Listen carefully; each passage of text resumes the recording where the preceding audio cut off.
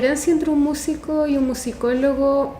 para decirlo en términos bien básicos, es que un músico es alguien que se dedica desde la praxis, desde la práctica a la música, o en el caso de una compositora, un compositor es alguien que se dedica a crear música.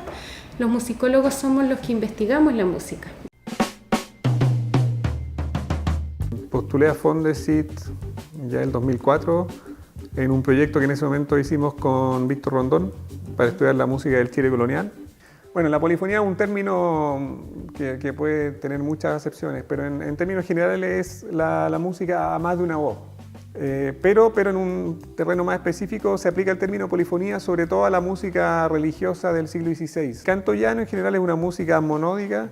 propia de la liturgia de la Iglesia Católica, que se gestó durante la Edad Media básicamente. Son como las dos músicas que la Iglesia Católica a partir del siglo XIX especialmente empieza a considerar como las músicas oficiales de la Iglesia. Mi proyecto Fondesit Iniciación, que se llama Espacios Alternativos de la Música Contemporánea en Chile, específicamente entre 1945 y 1995, es un proyecto de 3 años que tiene por finalidad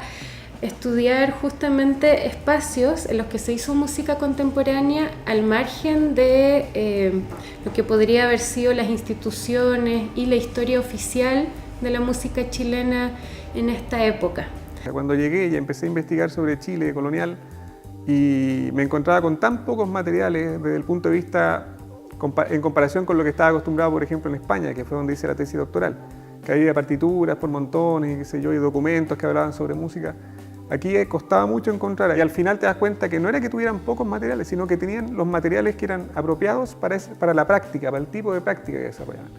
Y por tanto la práctica no podía ser la misma que nos enseñaba la musicología tradicional para las iglesias europeas o para las grandes catedrales latinoamericanas, sino que era un tipo de práctica musical apropiado para una catedral pequeña que tenía pocos cantores, que tenía pocos recursos, pocos libros, en fin. El primero de los ejes de este proyecto tiene que ver con la migración, sobre todo la migración ligada a la persecución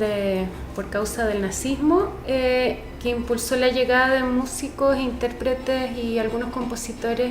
en América del Sur y también algunos en Chile. El segundo eje del proyecto tiene que ver a grandes rasgos con la diplomacia cultural.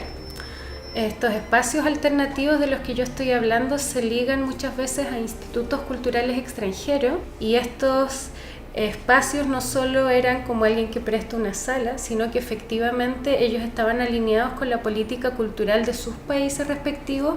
con respecto a América Latina. El tercer eje de mi proyecto tiene más que ver con el desarrollo de la música de vanguardia chilena, post-1973 principalmente, donde uno ve que hay un quiebre institucional en el país que también influye para el desarrollo de la composición y la interpretación de la música docta.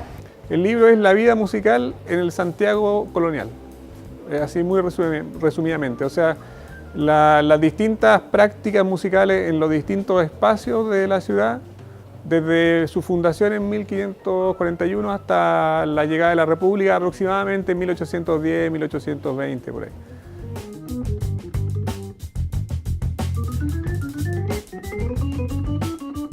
Yo soy una convencida de que a través de la música y del estudio de la música podemos llegar a profundizar en distintos elementos que tienen que ver con nuestra historia y con nuestra cultura, que tienen que ver con nuestra identidad, con los mitos de la construcción de nuestra identidad. Yo pienso que es muy importante lo que ha hecho Fondesit de financiar la investigación en todas las áreas del conocimiento. Creo que el conocimiento es justamente su riqueza, que es diverso, es plural y se puede mirar desde muchos puntos de vista. Yo creo que el diálogo entre perspectivas distintas es fundamental para que el conocimiento se enriquezca.